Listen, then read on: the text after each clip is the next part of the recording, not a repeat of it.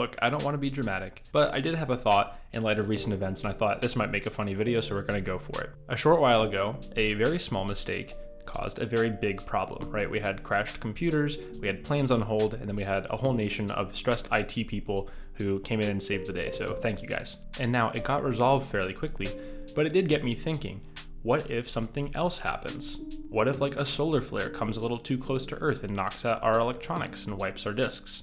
What if there is a legitimate cyber attack at some point?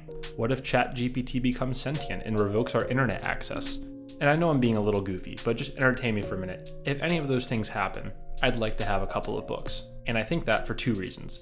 Now, the first reason is pretty obvious, I think, so I won't spend too much time on it. If there was an actual mini or major apocalypse, and therefore, quote unquote, just Googling something wasn't an option, I would like a hard copy of my information. This goes for survival stuff, but also just quality of life stuff and information, right? Like if you can't watch a YouTube tutorial for how to make a perfect grilled cheese, it'd be really convenient to have a book in your house on how to make a perfect grilled cheese. So that immediately crossed my mind when we had the whole situation. But reason number two crossed my mind a little bit later. And that second reason is books might be one of the only forms of art accessible to me in that world, right? If Netflix is down and the radios are static and this YouTube channel is blank, I still want access to art. I still want access to philosophy. I still want access to interesting thoughts. And I know I probably just sound like a cranky anti-technology person when I'm talking about this, and I'm really not. But besides being some of the most densely packed and portable sources of information, entertainment, and joy, books do not require power.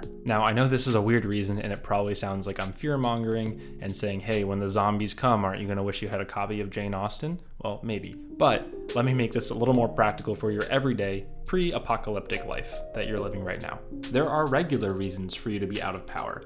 I live in Florida, and we have hurricane season, and it's fairly common to lose power here and there. You might live in a part of the world where power outages are more common, or power and internet access are limited. Or maybe the electronic restriction is not external, but internal, something you're imposing on yourself because you're trying to detox from your screens or get away from your phone or something like that. So there are other reasons besides a rogue solar flare or an alien invasion where you could benefit from having physical books that don't require an internet connection. Now, honestly, I kind of want to talk for like a super long time about going analog versus digital and different reasons for that, and a bunch of articles and essays are coming to mind right now, but I'm going to save those for a later video. And I just want to end by saying, whether it's because there's an actual apocalypse or an accident or a storm, when the power goes out, your books will still be there. So I'd love to hear from you in the comments. If there was an apocalypse and you could only have two books, one for information and one for enjoyment, which two books would you pick and why?